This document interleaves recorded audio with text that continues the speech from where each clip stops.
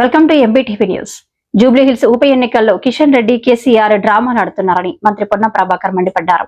మొత్తం బీజేపీ నాయకత్వాన్ని బీఆర్ఎస్ కు అప్పజెప్పినట్లు ఎమ్మెల్యే రాజాసింగ్ అంటున్నారని తెలిపారు. ఇద్దరు కలిసి కాంగ్రెస్ కు వ్యతిరేకంగా పనిచేస్తున్నారన్నారు.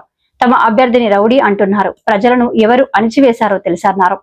నియోజకవర్గానికి కేంద్రం నుంచి కిషన్ రెడ్డి ఏం తెచ్చారో చెప్పాలన్నారు.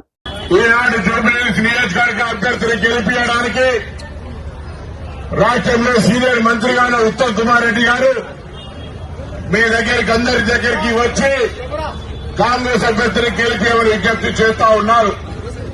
వారితో పాటు స్థానికంగా గత కొద్ది రోజులుగా మీ అందరినీ సమన్వయపరుస్తూ పనిచేస్తున్నటువంటి నాయకత్వం అజరుద్దీన్ గారు, సంపత్ గారితో పాటుగా అనేక మంది స్థానిక నాయకులు, కార్పొరేషన్ చైర్మన్లు, ఎమ్మెల్యేలు ఈరోజు ఇక్కడ మీ ముందు పనిచేస్తా ఉన్నారు.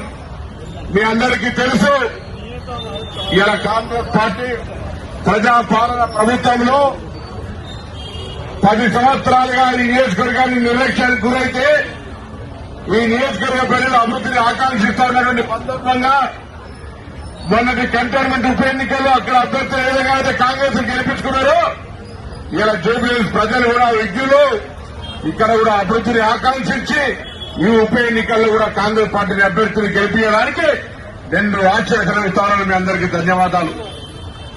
10 సంవత్సరాలుగా వెయిట్ చేసే రేషన్ కార్డు రాలే, 200 యూనిట్ల ఉచిత విద్యుత్, సన్న బియ్యం, మహిళల సిద్ధంగా బస్ సౌకర్యం కలగజేస్తా ఉన్నాం.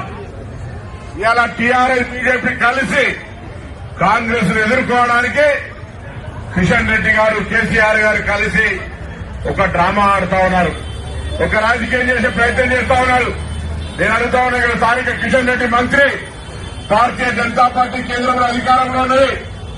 ఈ జూబ్లీహిల్స్ నియోజకవర్గానికి పార్లమెంట్ సభ్యుడిగా, కేంద్ర మంత్రిగా ఎన్ని నిధులు తీసుకొచ్చినో చర్చకు సిద్దమా అని అడుగుతా ఉన్నాం. ఇలా ఎంతసేపు టీఆర్ఎస్ పార్టీ మౌత్ పీస్ గా నేనంటే ఈ మాట ఈ శాసనసభ్యుడు రాజాసింగ్ చెప్తా ఉన్నాడు. ఇలా మొత్తంగా బీజేపీ నాయకత్వం తీసుకొని టీఆర్ఎస్ కంప్లైంట్ టీఆర్ఎస్ కి ఓటు వేసినా బీజేపీ చేసినట్టే ఈ రోజు ఇద్దరు కూడా కలిసి కాంగ్రెస్ వ్యతిరేకంగా పనిచేసే ప్రయత్నం చేస్తా ఉన్నారు. ప్రజలు ఆలోచన చేయండి.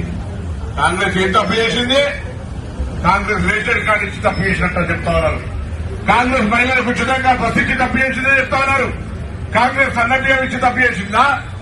ఎందుకు తప్పు చేసిందని అడుగుతా ఉన్నారు. ఇలా ఎందుకు విమర్శ చేస్తా ఉన్నారు? లేకపోతే మా అభ్యర్థిని రౌడీ అంటారు.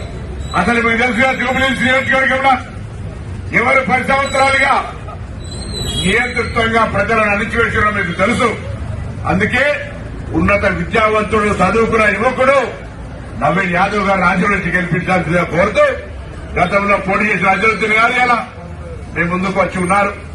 అందరం కలిసి గౌరవ ముఖ్యమంత్రి రేవంత్ రెడ్డి గారు, కేబినెట్ మొత్తంగా మరి నవీన్ యాదవ్ అండగా ఉంటుంది. జూబ్లీహిల్స్ అభివృద్ధిని ఆకాంక్షించి ఈ ఉప ఎన్నికల్లో కాంగ్రెస్ ని గెలిపండి. ఇక్కడ అన్ని సమస్యలు ఇన్ఛార్జ్ మంత్రిగా నేనే చొరవ తీసుకుని పరిష్కారం చేసే బాధ్యత కాంగ్రెస్ ఎమ్మెల్యేగా జూబ్లీహిల్స్ నవీన్ యాదవ్ కు మొత్తం అందరం అండంగా ఉంటామనేటువంటి మాట మనవి చేస్తూ పెద్ద అజరుద్దీన్ గారిని మాట్లాడాల్సిందిగా కోరుతా